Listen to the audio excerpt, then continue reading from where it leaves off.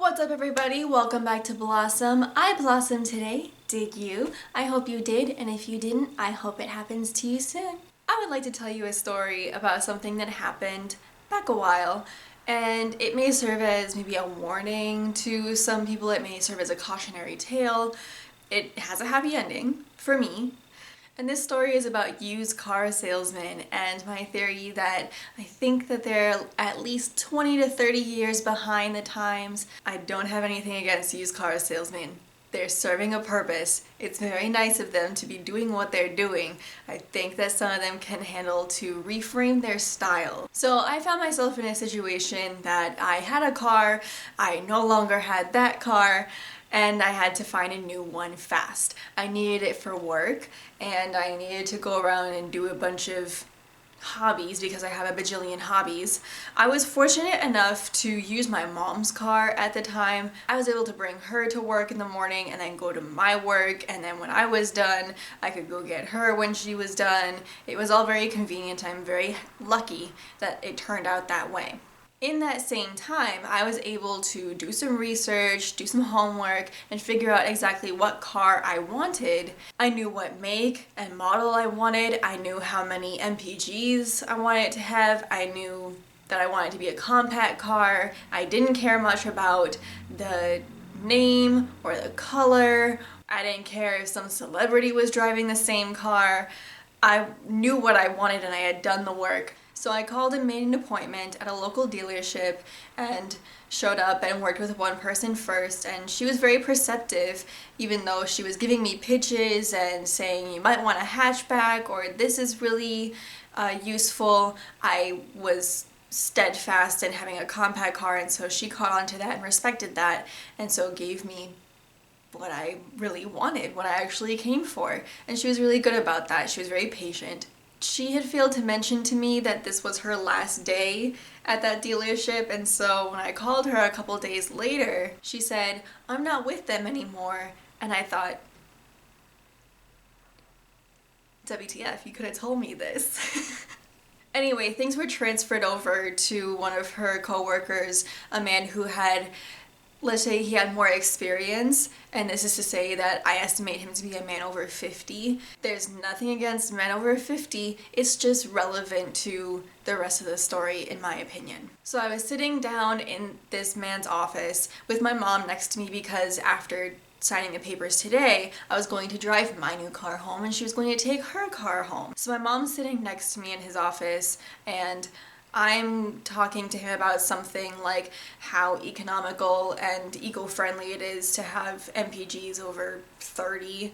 And so in the middle of speaking, the man was looking at me, being very attentive and nodding and thinking, mm-hmm. And so he turned to my mom sitting next to me and he goes, "Your daughter is very smart."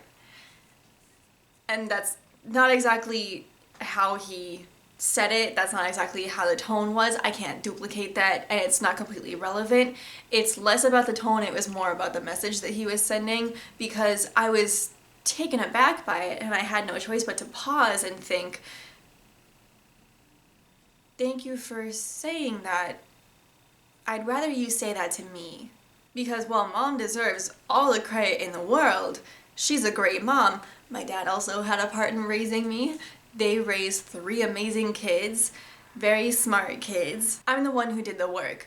I'm the one saying the words coming out of this very smart brain that I wish you would listen to, but instead, you're gonna distract me from my train of thought. You're going to press pause on whatever thought I'm trying to articulate to you and turn to my mom for a side comment.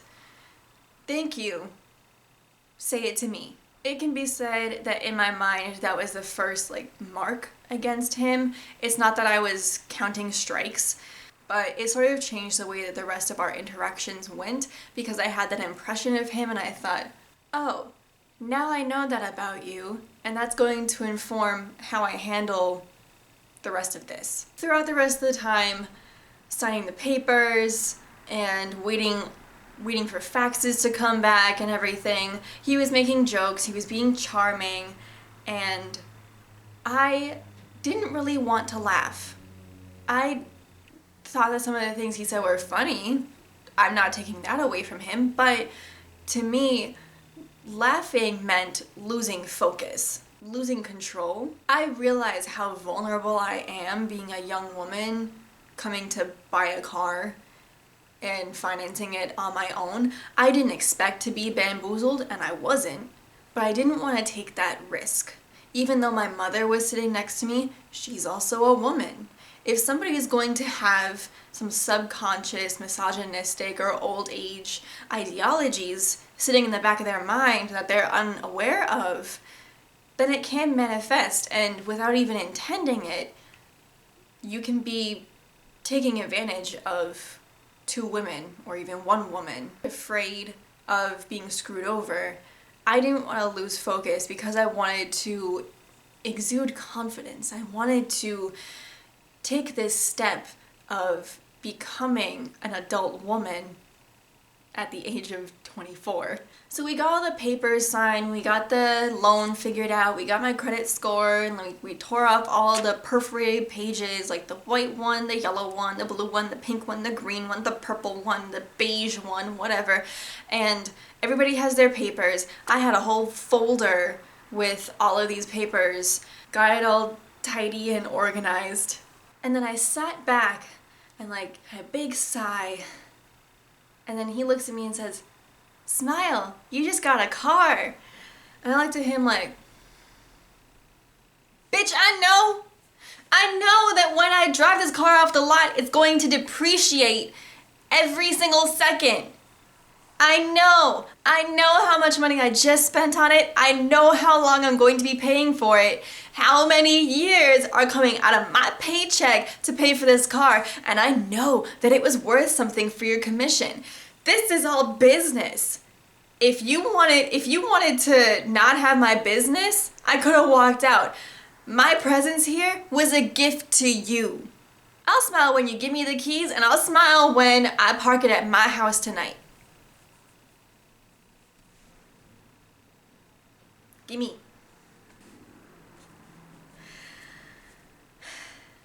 There was another scenario, another experience that I had years before, also with my mother sitting next to me, where I was seeing a counselor or advisor at university. And again, we were sitting in his office. I was going on about something like what I wanted to study and what I wanted to do with it, and all my ambitions, all of my goals, and all my academic aspirations. And again, this man was being attentive, but then he turned away from me and said, "Your daughter is very smart," or something to that same effect. And again, it just hurt. I had to pause whatever I was saying and be like, in both scenarios, I was just very taken aback because I had to pause and restart.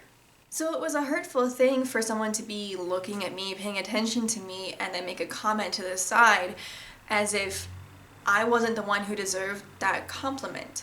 Credit to my mom, because she deserves all of the credit. She's a superwoman. Mothers are superhumans, but I'm her product, and the product deserves some praise. In both of these scenarios, I was a young woman stepping into adulthood, stepping into the next phase of development, and I was very excited for it. What was discouraging was that a man over 50 didn't want to give me a compliment and say that I was very smart. He wanted to give it to my mother. I'm a young, ambitious woman, and I deserve to be heard.